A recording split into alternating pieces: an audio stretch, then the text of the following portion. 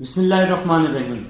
तमाम देखने वाले स्टूडेंट्स को मोहम्मद नुमान अर्जुन की तरफ से अस्सलाम वालेकुम।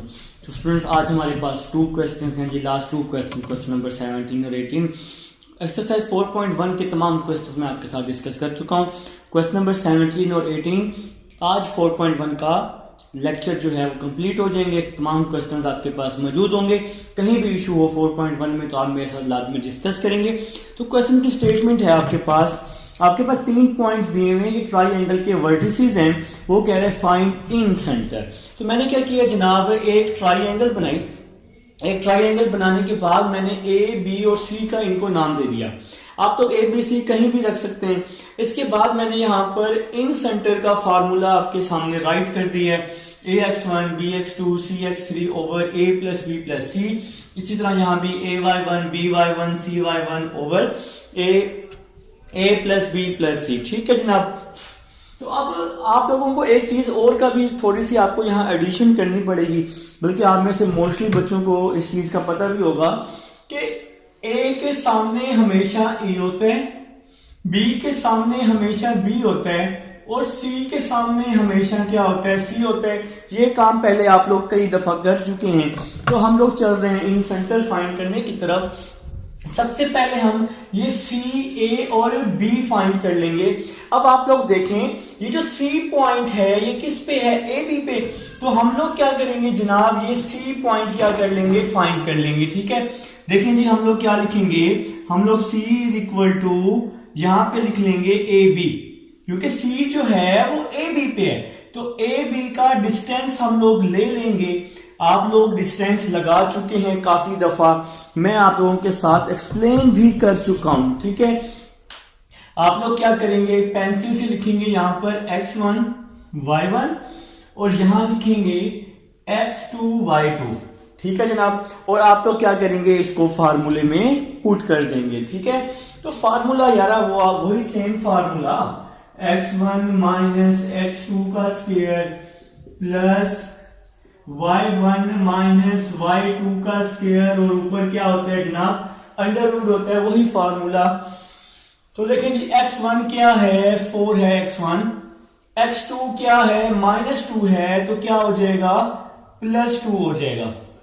ठीक है, देखो ना x2 है -2, फार्मूले में पहले से ही माइनस है x2 के साथ, तो x2 वाली वैल्यू माइनस और माइनस क्या हो जाएगी, प्लस हो जाएगी। ठीक है, इसके बाद फार्मूले में है y1 माइनस y2, तो y1 की वैल्यू है -2, y2 की वैल्यू है 4।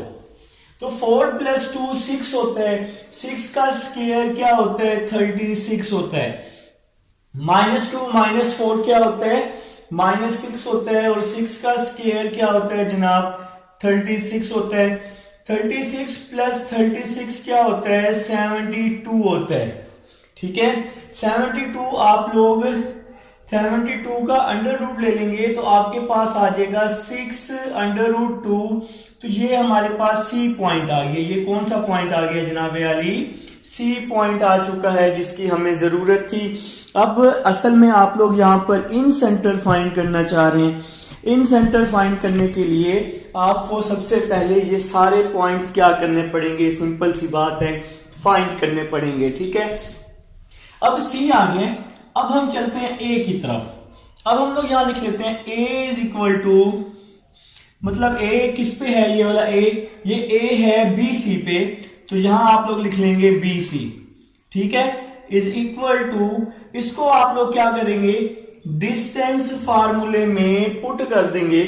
आप लोगों ने पेंसिल से लिखा होगा x1 y1, तो उसको आप लोग रेस करके x1 y1 को यहां पर लिख लेंगे। ठीक है, ताकि पुट करने में क्या होगी मेरे भाइयों, आसानी होगी। ठीक है, अब जरा समझना है, x1 माइनस x2 का स्क्वायर, तो x1 है 5, x1 है 5 माइनस x2 है, तो x2 की वैल्यू -2 है, माइनस माइनस प्लस हो जाएगा, तो -2 हो जाएगा, ये +2 का स्क्वायर।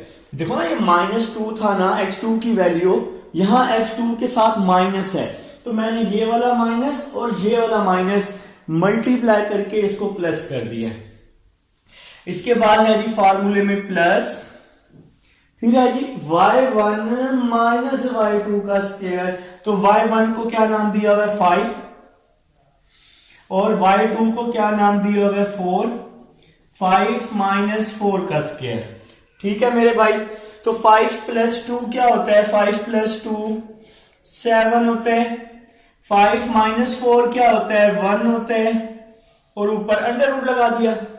अब आप लोगों को पता है, आप लोग सीख चुके हैं 7 का स्क्वायर, बचपन से सीख के आ रहे हैं, कैलकुलेटर पे करने की जरूरत नहीं है।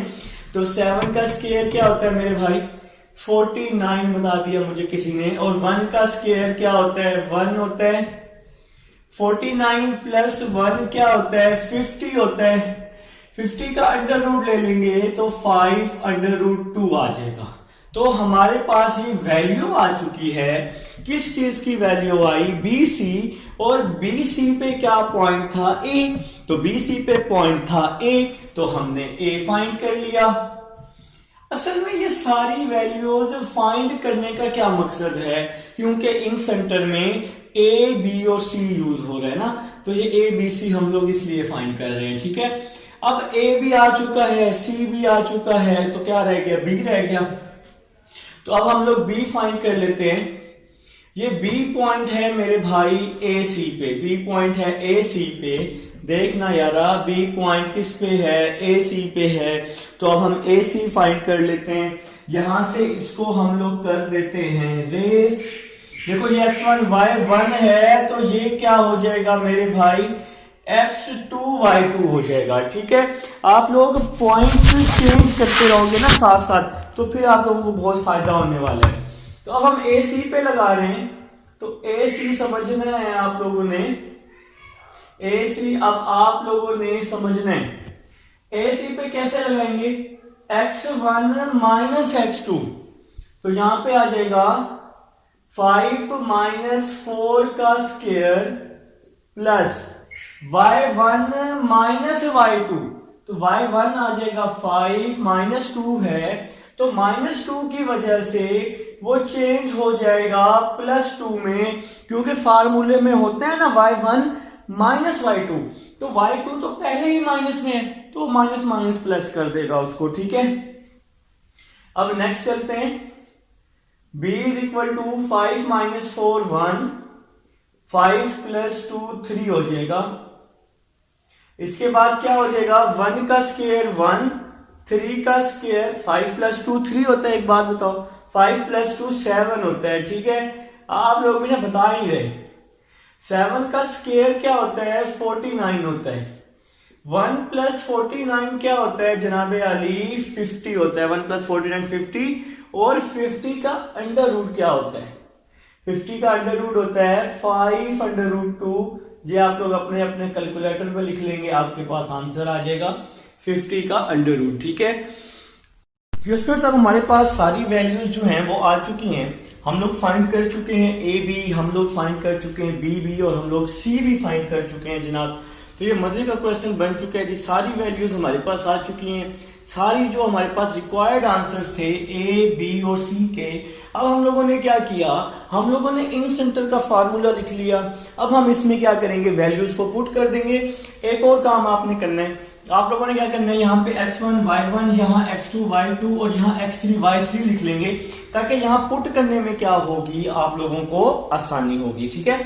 सॉल्व करते हैं, इंशाल्लाह आसान लगेगा और बहुत ही आसान लगेगा। देखिएगा जरा समझ के।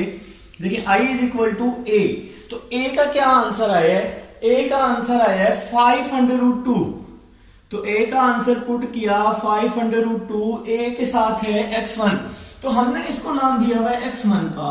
तो x1 की वैल्यू है 4, तो x1 की जगह आ गया 4, फिर प्लस b क्या फाइंड की है 5 अंडर रूट 2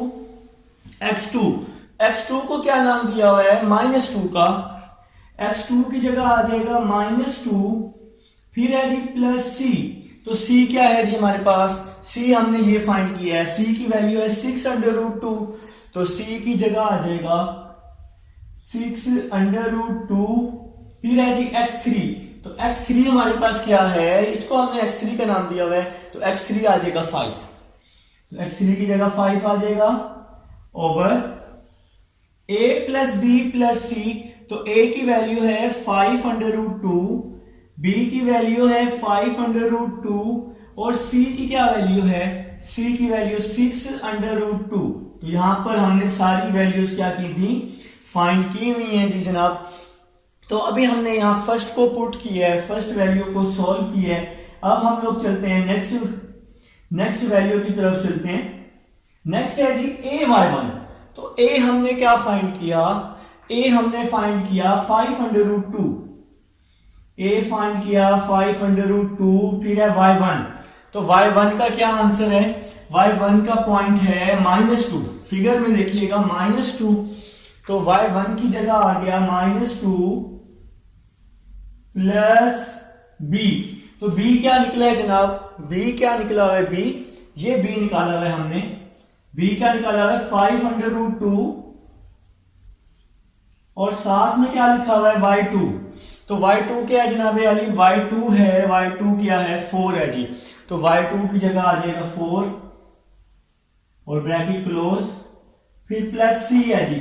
तो c क्या फाइंड किया था हमने, याद है 6 अंडर रूट 2 और y3 6 अंडर रूट 2। तो c की वैल्यू आ गई, ये y3 ये फाइंड किया, y3 की वैल्यू है 5। तो मैंने यहां y3 की जगह 5 पुट कर दिया। डिवाइड में a b c आ जाएगा 5 अंडर रूट 2 5 अंडर रूट 2 प्लस 6 अंडर रूट 2। तो इस पूरे फार्मूले में जहां जहां जिस पॉइंट की जरूरत थी हमने सारी वैल्यूज को क्या कर दिया है, पुट कर दिया है। अब हम लोग नेक्स्ट स्टेप की तरफ चलते हैं। उम्मीद है जी आपको यहां तक समझ आ चुकी है। नेक्स्ट स्टेप देखिएगा, i इज इक्वल टू, ऊपर वाली वैल्यू से मैंने क्या किया, अंडर रूट 2 कॉमन ले लिया, 5 को 4 से मल्टीप्लाई किया 20, 5 को -2 से मल्टीप्लाई किया 10, 6 को 5 से मल्टीप्लाई किया तो 30 आ जाएगा। ओवर नीचे से भी अंडर रूट 2 मैंने कॉमन ले लिया, तो यहां आ जाएगा 5 प्लस 5 प्लस 6 आ जाएगा, कॉमा। मेरे ख्याल से यहां तक समझ आ चुकी है। ऊपर नीचे से अंडर रूट 2 कॉमन ले लिया। अब यहां से अंडर रूट 2 कॉमन ले लेते हैं। 5 को -2 से मल्टीप्लाई किया -10, 5 को 4 से मल्टीप्लाई किया 20, फिर 6 को 5 से मल्टीप्लाई किया तो 30 आ जाएगा। डिवाइड में अंडर रूट 2 कॉमन, यहां बच जाएगा 5 प्लस 6। तो जनाब अब हम लोग ये काम कर चुके हैं, इसको सिंप्लीफाई कर चुके हैं। अब जरा देखिएगा, अंडर रूट 2 से अंडर रूट 2 क्या हो गया, कैंसल। यहां भी अंडर रूट 2 से अंडर रूट 2 क्या हो गया, कैंसिल हो गया, छुट्टी कर दी। 20 माइनस 30, 10 प्लस 30 40 हो जाएगा जनाब। 5 प्लस 5 10 प्लस 6 16 हो जाएगा, ठीक है। इसके बाद 20 माइनस 10 और 30 40 हो गया। 5 और 5 10 और 16 हो जाएगा जी, ठीक है। अब हम लोग इसकी कटिंग कर देते हैं तो आंसर इसका सेम ही आएगा। तो ये था जी आपके पास क्वेश्चन नंबर, क्या था जी, क्वेश्चन नंबर कौन सा था, क्वेश्चन नंबर जी जनाब 17 था, ठीक है। तो हम लोग इसकी कटिंग कर देते हैं। 5/2 आ जाएगा 8 के टेबल पे, 8 5 are 40, 8 2 are 16, यहां भी कटिंग कर दी तो 5/2 आपका क्या आ जाएगा, आंसर आ जाएगा। तो ये इन सेंटर आपका फाइंड हो चुका है 5/2 और यहां भी 5/2। तो ये जनाब आपका इन सेंटर है। उम्मीद है जी आप लोगों को समझ आई होगी। जहां से समझना है तो मुझे आप लोग लाजमी बता दीजिएगा, हम लोग इंशाल्लाह उसको डिस्कस कर लेंगे। चलें जी क्वेश्चन नंबर 18 की तरफ। जी स्टूडेंट्स, अब हमारे पास क्वेश्चन नंबर 18 है जी। क्वेश्चन नंबर 18 की स्टेटमेंट कुछ आपके पास लिखी हुई है, वो कह रहे find the points that divide the line segment joining A and B into 4 equal parts question number 18 ji last question है आपके पास इस एक्सरसाइज का। इससे पहले हम लोग 17 को डिस्कस कर चुके हैं जी। अब हम लोग चल रहे हैं जी क्वेश्चन नंबर 18 की तरफ। तो क्वेश्चन नंबर 18 की स्टेटमेंट मैंने बता दी कि ए और बी एक ऐसे दो पॉइंट्स हैं, किसी ऐसी एक लाइन पर हैं जिस लाइन को 4 बराबर हिस्सों में डिवाइड किया गया है। तो हमने क्या किया, इसके 4 हिस्से बना दिए। देखें, ए से सी 1 पार्ट, सी से डी सेकंड, डी से ई थर्ड और ई से जो बी है वो 4th पार्ट है। तो मैंने इसको 4 बराबर हिस्सों में डिवाइड कर लिया है। तो उसने हमें स्टेटमेंट में भी बोला हुआ था कि आपने ए को नाम देना है x1 y1 का और बी को नाम देना है x2 y2 का। सी और डी आप लोगों ने फाइंड करने थे, हमने अपनी तरफ से सी और डी को भी नाम दे दिया।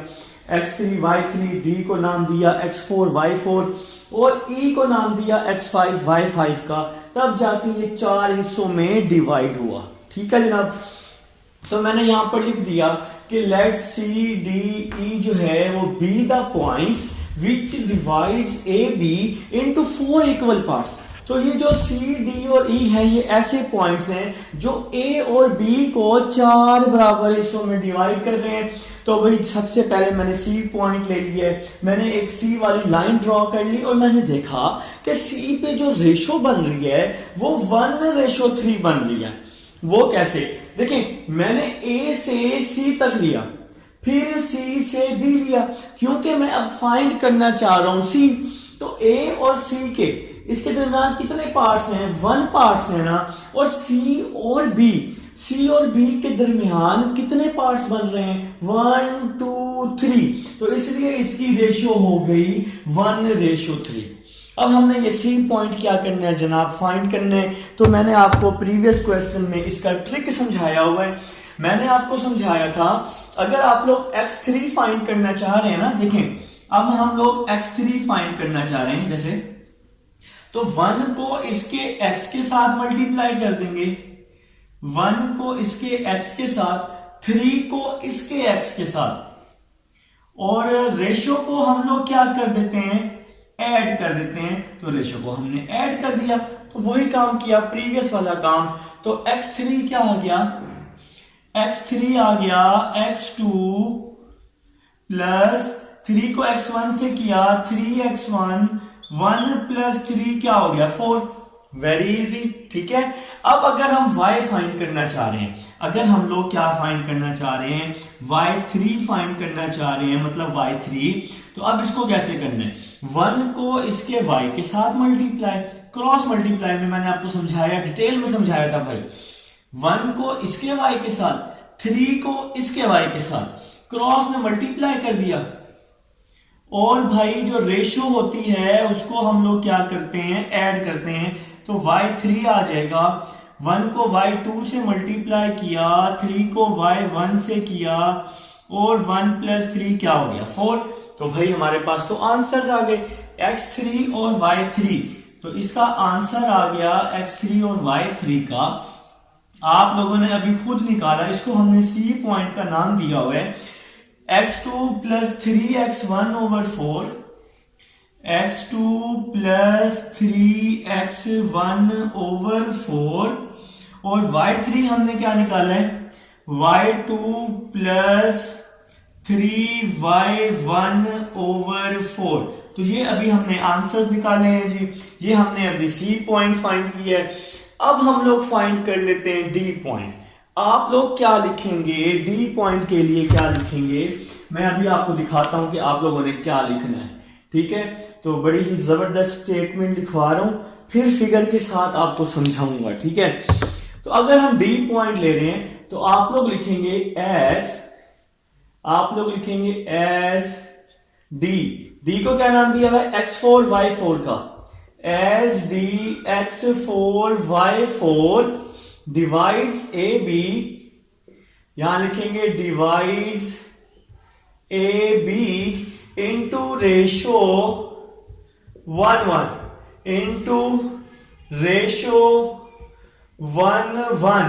अब डी की रेशो क्यों 1-1 आई है? डी की रेशो 1-1 इसलिए आई क्योंकि डी जो है भाई इन दोनों के मिड पॉइंट्स पे है ना, डी जो है वो सेंटर पॉइंट पे है, डी के इस साइड पे भी एक हिस्सा है, डी के इस साइड पे भी एक हिस्सा है, सी की तरह नहीं है, सी के साइड पे था ना, तो डी जो है बिल्कुल सेंटर पे है, तो इसलिए हमने इन दोनों की रेशो क्या ली, 1-1 रेशो कंसीडर कर ली। अब आप लोगों ने क्या करना है, देखिए अगर आपको मैं इसकी फिगर बना के दूं ना, इसकी फिगर कुछ इस तरह से बनेगी।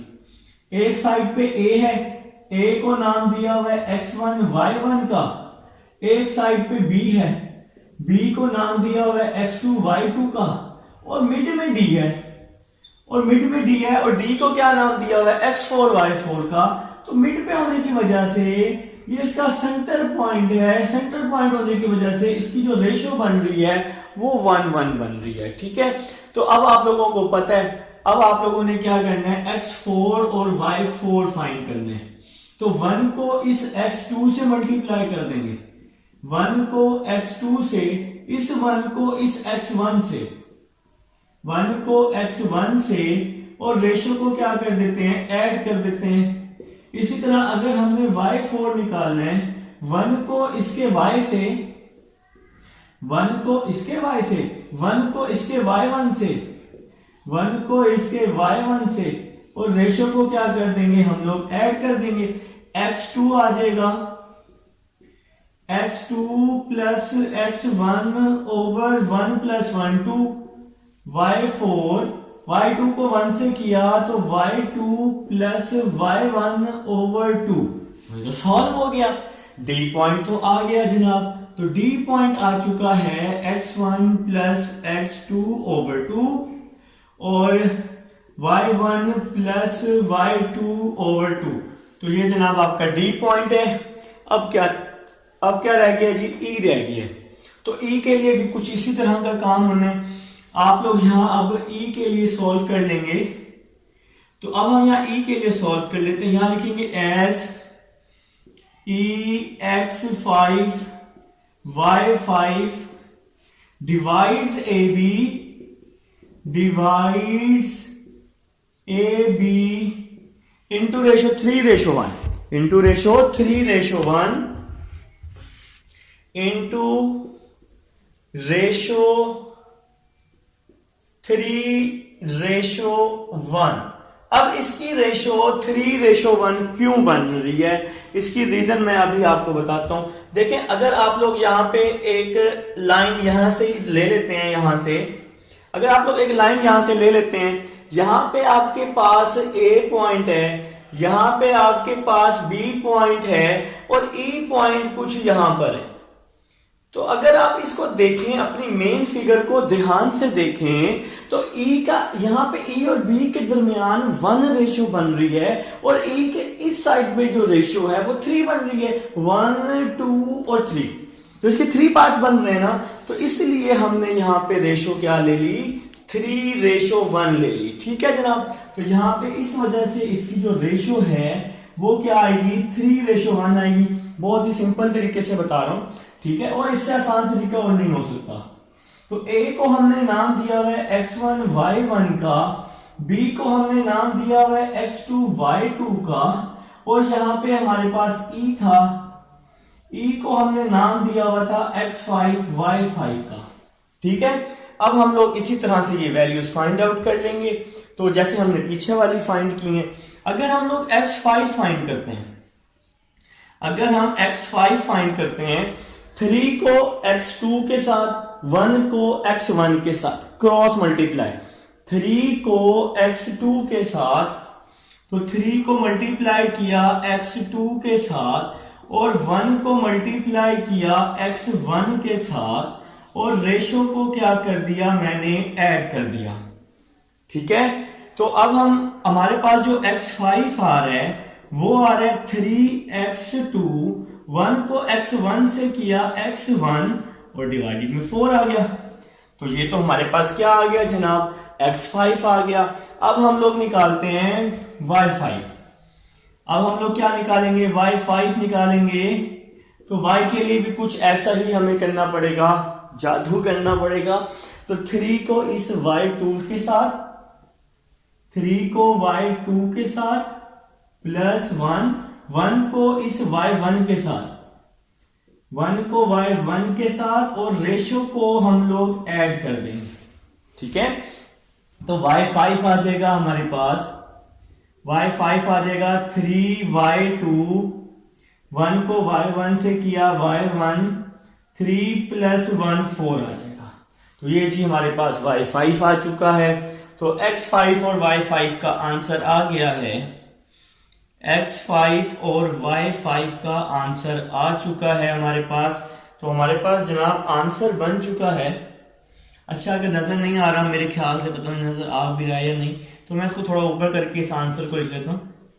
x5 और y5 का जो आंसर बन रहा है, x5 का आंसर आया 3x2 प्लस x1 ओवर 4 और y1 का जो y5 का आंसर आया है 3y2 प्लस y1 ओवर 4। तो ये हमारे पास जनाब आंसर आ चुके हैं। ये y1 लिखा हुआ है जी मैंने लास्ट में, और यहाँ पे हमने जो पॉइंट फाइंड किया है, ई पॉइंट फाइंड किया है, ये x5 और ये y5, इन दोनों के आंसर को मैंने एक साथ लिख लिया है। लास्ट में ये मैंने y1 लिखा हुआ है। अगर नजर नहीं आ रहा तो आप इसको ठीक करके लिख सकते हैं यहां से दूसरे आंसर से देखकर। ठीक है, तो ये y1 आ चुका है जनाब। ठीक है, तो ये था जी आपके पास क्वेश्चन नंबर 18 था। अच्छा क्वेश्चन है, उम्मीद है जी समझ आई होगी, और इसके साथ ही आपकी एक्सरसाइज 4.1 मैंने कंप्लीट करवा दी है। मिलेंगे जी नेक्स्ट लेक्चर में। अल्लाह हाफिज।